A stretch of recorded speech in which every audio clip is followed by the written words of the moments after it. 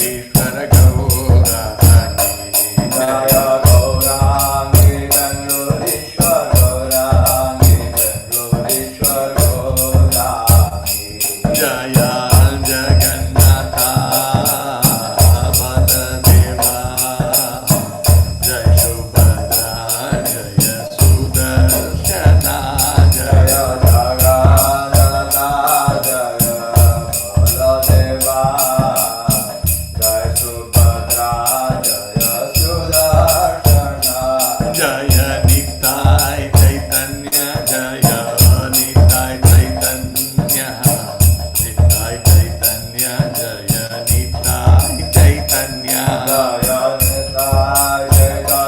Jai Nitai Chaitanya Nitai Chaitanya Jai Nitai Chaitanya Jai Lakshmi Narasimha Jai Anant Dev Prahlad Singh Jai Anant Dev Jai Lakshmi Narasimha Jai Anant Dev Prahlad Singh Jai Anant Dev Jai Jai Prabhupada Prabhupada Prabhupada Jai Jai Prabhupada Jai Jai Prabhupada Prabhupada Prabhupada Jai Jai Prabhupada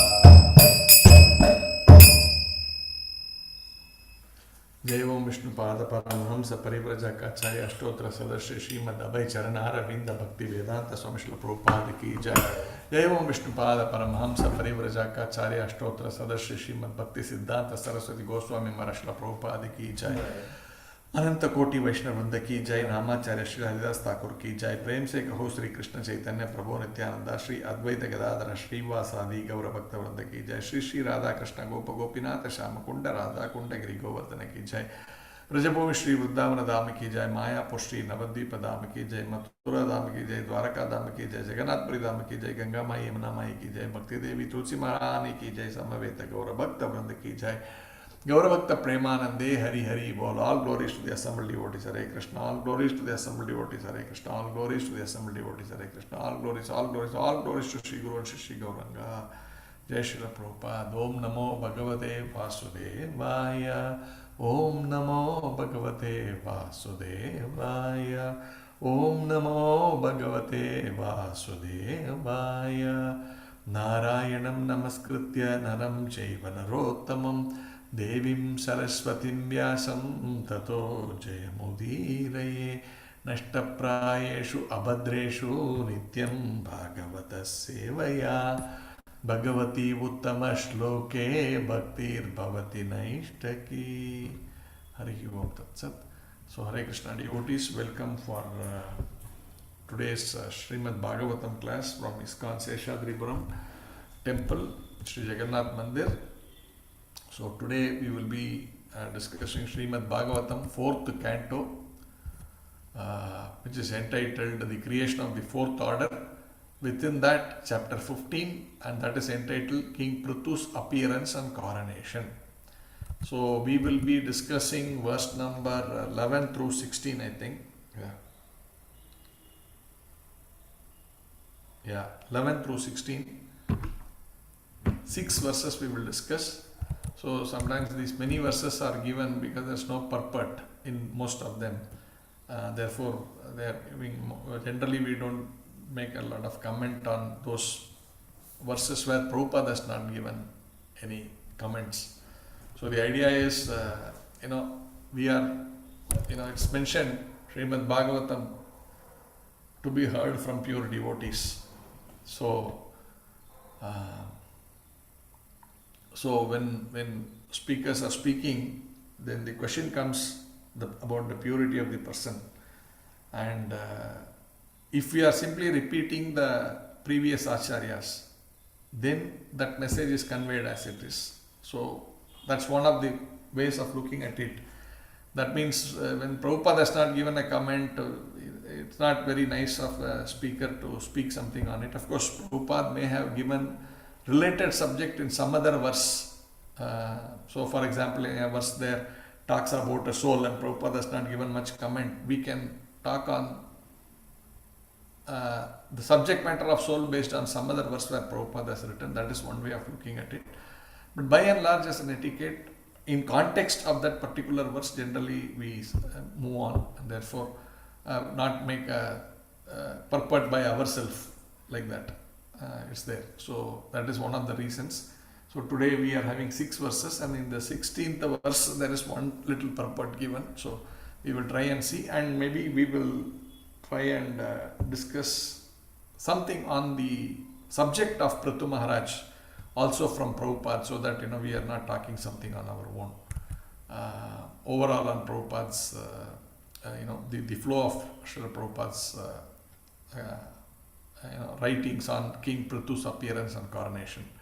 So we will now look at the specific verses that we have been given today.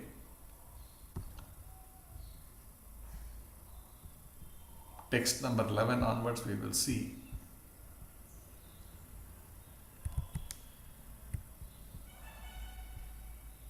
I will share the text.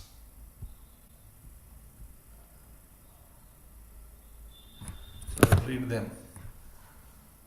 Srimad Bhagavatam, 4th canto, 15th chapter, text number 11.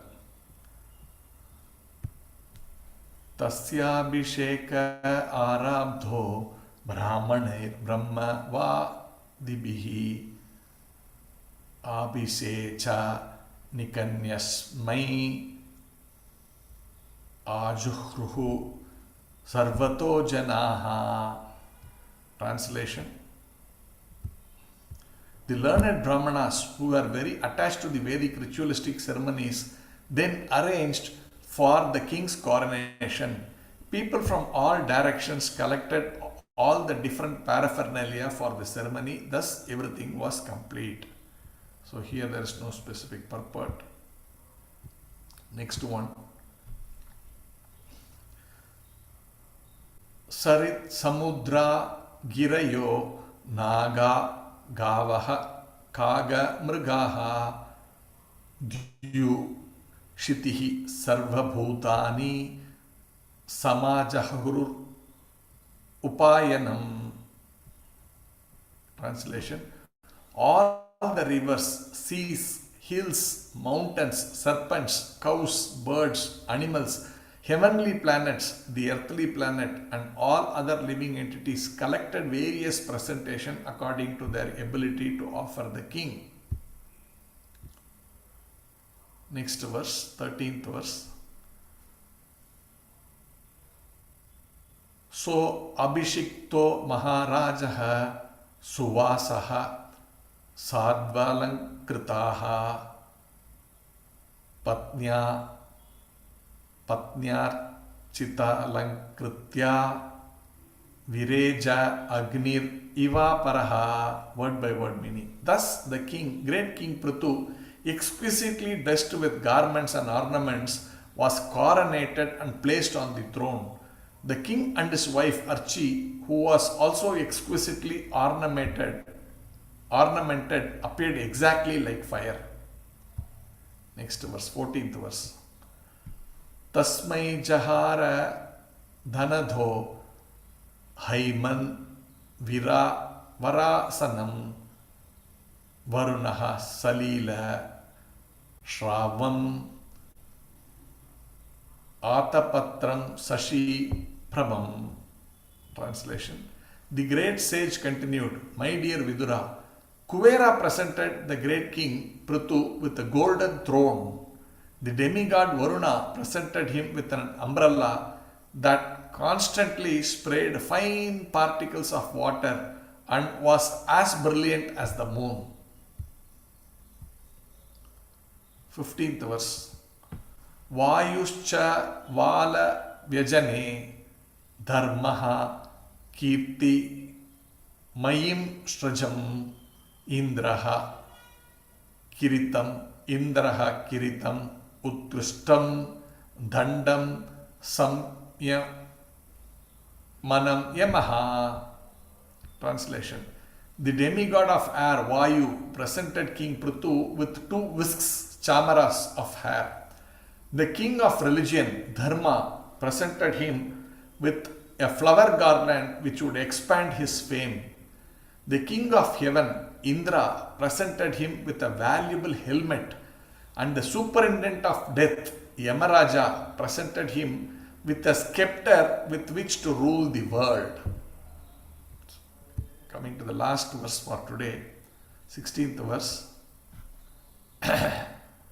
Brahmamayam Varma Bharati Haram Uttamam Harihi Sudarshanam Chakram Tatpatni Avyahatam Shriyam.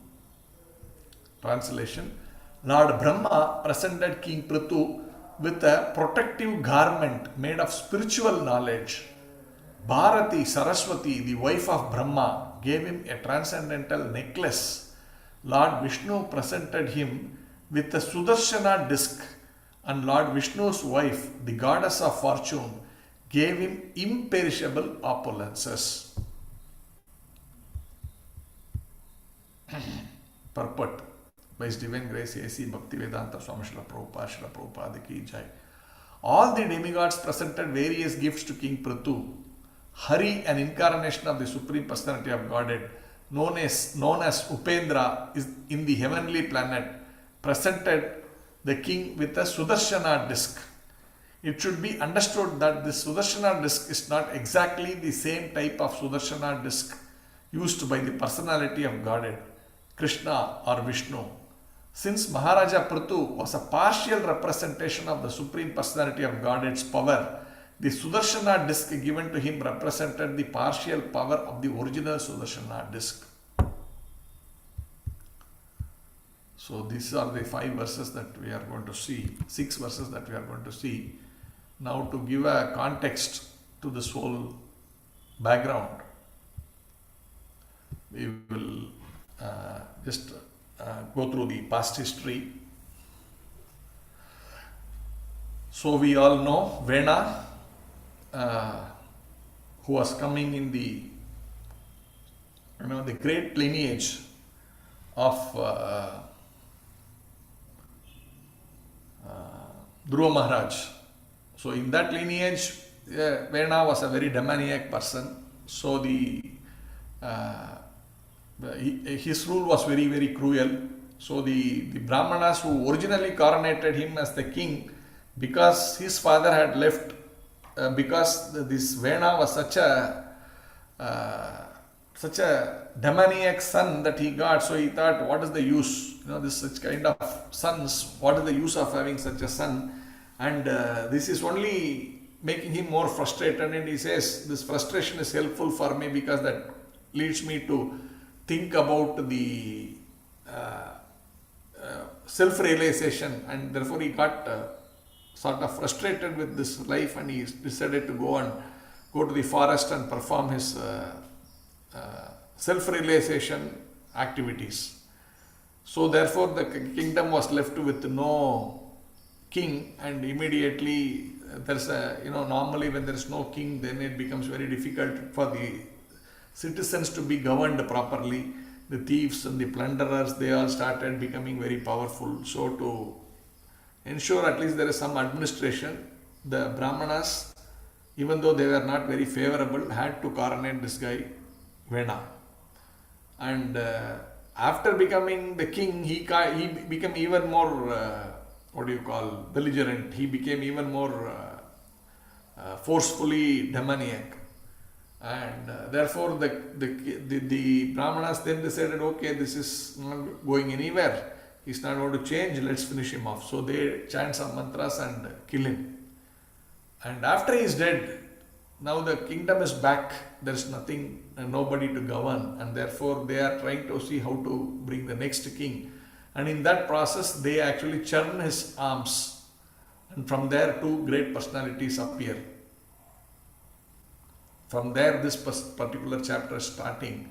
So they churned the 2 arms of the king Vena's dead body. As a result, a male and a female couple came out of his arms.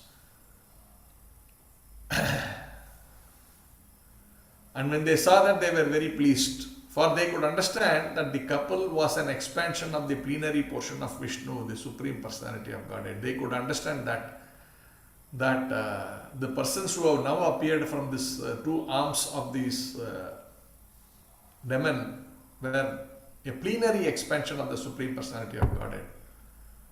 They said the male is a plenary expansion of the power of Lord Vishnu, who maintains the entire universe, and the female is a plenary expansion of the goddess of fortune, who is never separated from the Lord. Both the Lord and his consort, they are always coming together. Whenever the Lord takes appearance, his consort also appears. Of the two, the male will be able to expand his reputation throughout the world. His name will be Prithu.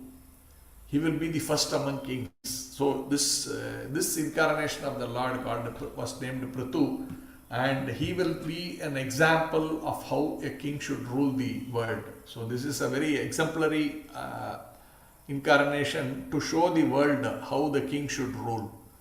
The female has such beautiful teeth and beautiful qualities that she will actually beautify the ornaments she wears.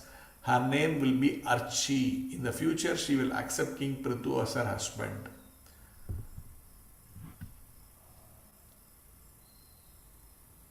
In the form of King Prithu, the Supreme Personality of Godhead has appeared through a part of his potency to protect the people of the world. The goddess of fortune is the constant companion of the Lord, and therefore she has incarnated partially as Archi to become King Prithu's queen. So here also, it is mentioned, this is not the full potency of the Lord, but it is a part of the potency of the Lord. And similarly, Archi is a part of the potency of the original consort Srimati Radharani. The great sage Maitreya continued, "My dear Vidura ji, at this time all the Brahmanas highly praised and glorified King Prithu, and the best singers of Gandharva Loka chanted his glories. The inhabitants of Siddha Loka showered flowers, and the beautiful women in the heavenly planets danced in ecstasy." So naturally, when the Lord is appearing, there is jubilation everywhere. Conch shells, bugles, drums and kettle drums vibrated in outer space. Great sages, forefathers and personalities from the heavenly planets all came to earth from various planetary systems. Lord Brahma, the master of the entire universe, arrived there accompanied by all the demigods and their chiefs. Seeing the lines of Lord Vishnu's palm on King Prithu's right hand and impressions of lotus flower on the soles of his feet, Lord Brahma could understand that King Prithu was a partial representation of the Supreme Personality of Godhead. One whose palms bear the signs of a disc as well as other such lines should be considered a partial representation or incarnation of the Supreme Lord. So,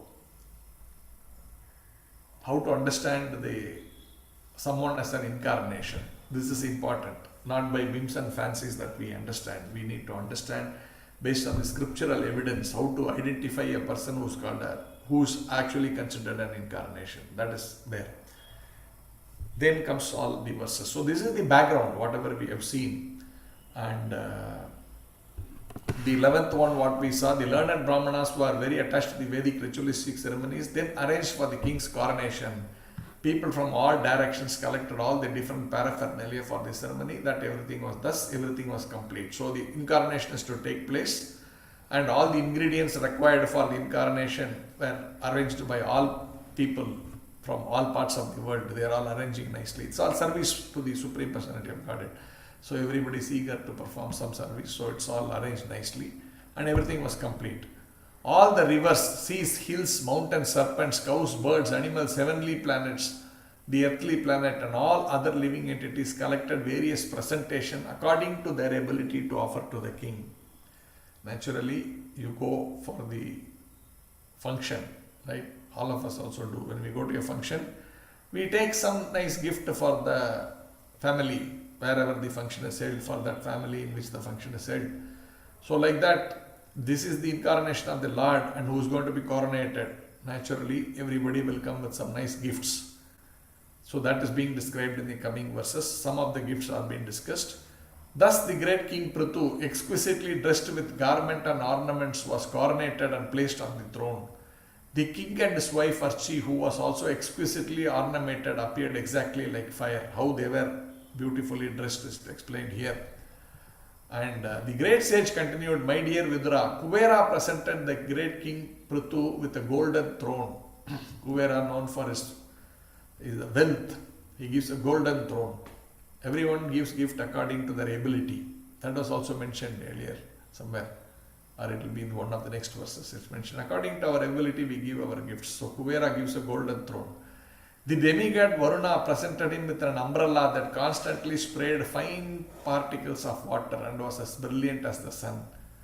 Varuna is the rain god of rain. So he presented an umbrella and it was constantly sprinkling fine particles of water. And it was very beautiful, brilliant as the sun. The demigod of air, Vayu, presented King Prithu with 2 whisks, chamaras of hair. Vayu means fanning, right? Air. So he gives chamaras. These whisks should be like not ordinary whisks, right? Very, very most exquisite, the best of best. The king of religion, Dharma, presented him with a flower garland which would expand his fame. The king of heaven, Indra, presented him with a valuable helmet, Krita. And the superintendent of death, Yamaraja, presented him with a scepter with which to rule the world. The scepter, so it's a kind of a pole, kind of a staff we call it. No? Generally kings hold it in their hand when they are doing their duty as the king. It's like a kind of a representing the dharma like that. So Yamaraj gives this. And Lord Brahma presented King Prithu with a protective garment made of spiritual knowledge. Brahma means is all the Vedas. So he is sort of, identified with the Vedas. So he is giving us garment which is made of spiritual knowledge. Bharati, which is Saraswati, the wife of Brahma, gave him a transcendental necklace. Lord Vishnu presented him with a Sudarshana disc, and Lord Vishnu's wife, the goddess of fortune, gave him imperishable opulences. So fortune, she gives us opulences, imperishable. That means this never ends. Imperishable means all over. If you really see, if we get some benediction, something materially, after some time the benefits are gone. No, if you get a lot of wealth, the wealth in course of time diminishes, it perishes. But imperishable means that what Mother Goddess of Fortune gave, that is like never ending. That much of opulences she is giving. So here it is also mentioned that the Sudarshana disc given here is not the original Sudarshana disc, but that is also a partial incarnation of the original Sudarshana. So this incarnation of Prithu Maharaj and Archie, we should understand it is the incarnation of the Lord are of different types. One, he himself personally comes as Krishna, right? Swayam Bhagavan, Krishna is mentioned. He is the supreme personality of Godhead, as it is. Then the Lord also expands in different, there is something called Yuga Avatar. That means an incarnation which is for a specific incarnation. A specific Yuga, he comes, that is Yuga Avatar. Like that, there are various types of incarnation. In that, one of it is called Shakti Aveshi Avatar. That means the Lord empowers a living entity to become God, like that also, Shakti Aveshi Avatar. So this Prithu Maharaj is one of those Shakti Aveshi Avatar. Prabhupada writes in the early stages somewhere that this is a Shakti Aveshi Avatar. So this is a plenary portion, a small portion of that Vishnu coming. But a very powerful one at that. It's not an ordinary, like any normal king or even a very powerful king. This is an incarnation of the Lord that way. But it's a plenary portion of that Supreme Personality of Godhead. And therefore, when Vishnu comes, Lord Vishnu comes, he is presenting with a Sudarshana disc, which is not exactly that original, but it is also an expansion of that original Sudarshana. So it has its that ability like that. Now the question is, I thought I will discuss a little bit on when you see this incarnations, because in Kali Yuga there are so many incarnations in every road, they say. So if you see everywhere there are someone who's calling himself incarnation, or someone is making someone an incarnation. Oh, so and so is God himself, like that. So the question comes, therefore, how do we understand an incarnation? So if you saw in the earlier verse, it is also mentioned that there Brahma identifies Prithu Maharaj and Archi as incarnation based on the lions in the palms, like that it is mentioned. So I was thinking we will try to understand how do we understand an incarnation. So there are this particular thing about lines in the the feet and the palm, that is very important. So if someone is actually considered an incarnation, there are nice symbols which are clear, which no doubt, you don't have any doubt in understanding that it's an incarnation. Also, that incarnation's details are already given in all the scriptures, in a lot of scriptures. So it's not like, of course the Lord has his own sweet will. He can appear whenever and wherever he wants. But for the sake of humanity, he has said, okay, I will come on so and so time, I will come on so and so time, and all that. And he follows that, whatever he has told himself. So his sweet will, he can appear anytime, but he already makes a plan. Okay, I will come, just like Krishna is saying, I will come once in the day of Brahma. So that means in that 1,000 cycles of 4 yugas, which is actually 12 hours of Brahma, he appears once.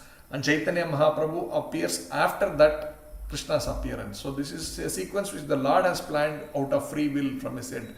Our so-called birth is not governed by our sweet will. It is governed by the karma, whatever previous actions we have done. And according to that, whatever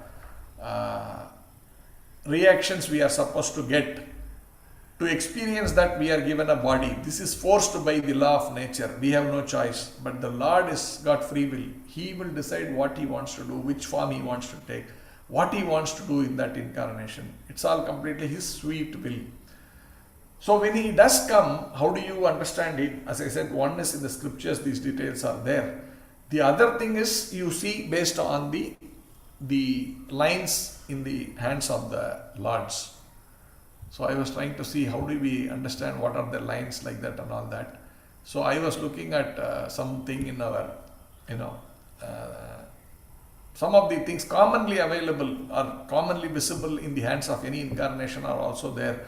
So we can identify, and I was checking on Lord Gauranga's lotus feet, what all are there like that.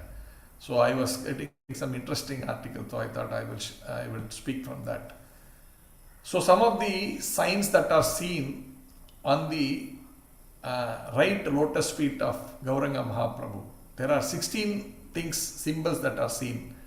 They are lotus, stick, upcurving lion, barley corn, umbrella, mountain, elephant goat, thunderbolt, chariot, spear, sacrificial altar, club, kunda, earring, swastikas, blackberry fruits, octagon. This is all seen in the right lotus feet of Sri Chaitanya Mahaprabhu. 16 items we have seen. On the left lotus feet of Sri Chaitanya Mahaprabhu, conch, sky, jeweled bangle, pictures, unstung bow, disc, cow's hoof print, triangle, half moon, water pots, victory flag, flower, flowery twig, flower garland, tortoise fish. So 16 items on the left lotus feet. So therefore total how much? 16 plus 16, 32 symbols on Lord Chaitanya Mahaprabhu's lotus feet. So now if you have to check Lord Krishna's lotus feet, what are there? Right lotus feet, he had 11 auspicious marks. Lotus, upcurving line, barley corn, disc, umbrella, elephant goat, thunderbolt, flag, swastikas, blackberry fruits, octagon. So there are 11. But when we saw Chaitanya Mahaprabhu, we saw 16. So Chaitanya Mahaprabhu had 6 more. Rather 5 more. How is that? I will come to that later. On the left side, 8 auspicious symbols are there. Conch, sky, unstung bow, cow's hoof print, triangle, half moon, water pots, fish. 8 items. Where Chaitanya Mahaprabhu we saw 16. So here 11 plus 8 for Krishna, and there 16 plus 16, 32.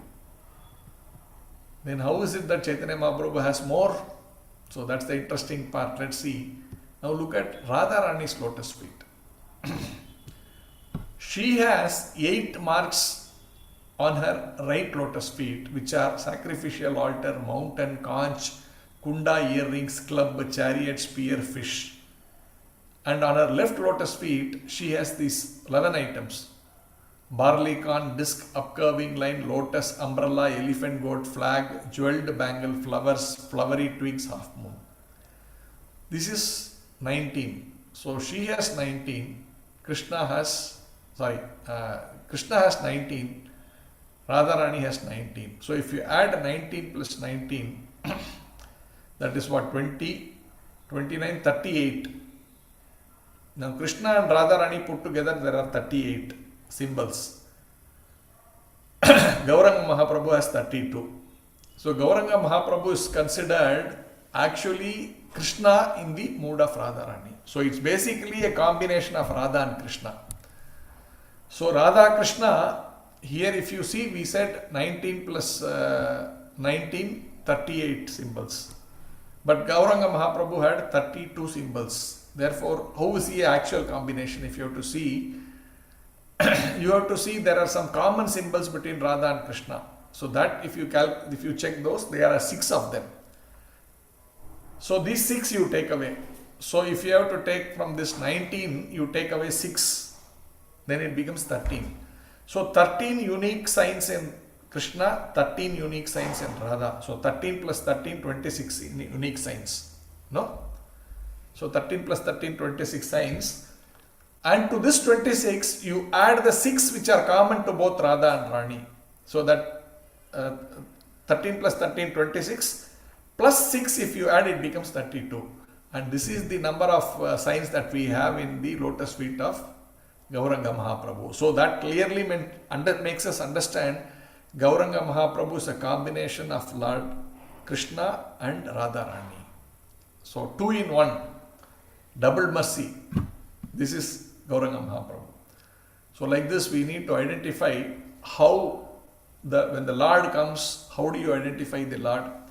And not whimsically by our own speculation or something like that. One should look for the marks of the Lord.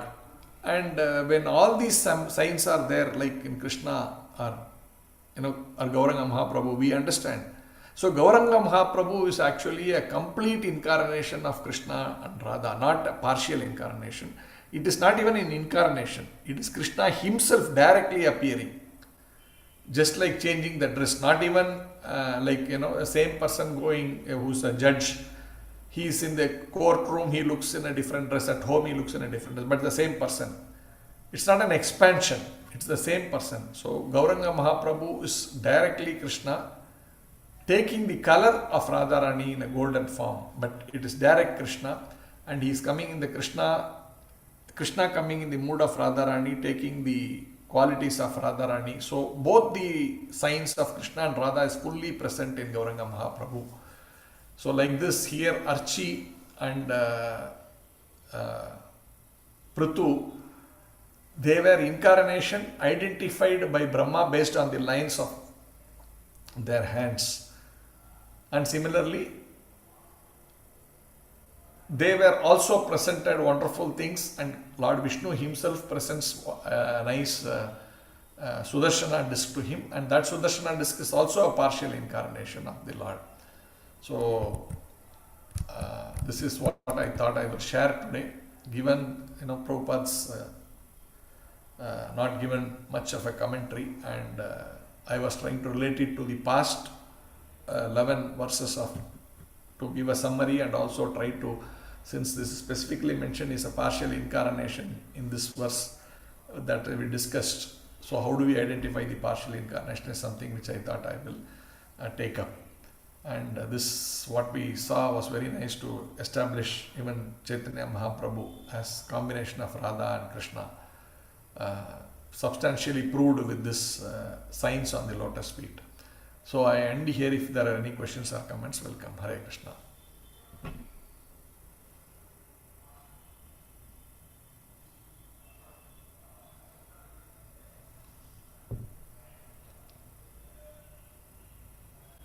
Okay, so if there are no questions or comments, thank you very much for joining for today's class.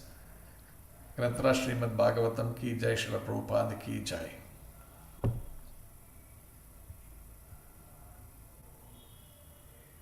So maybe we can end the session now.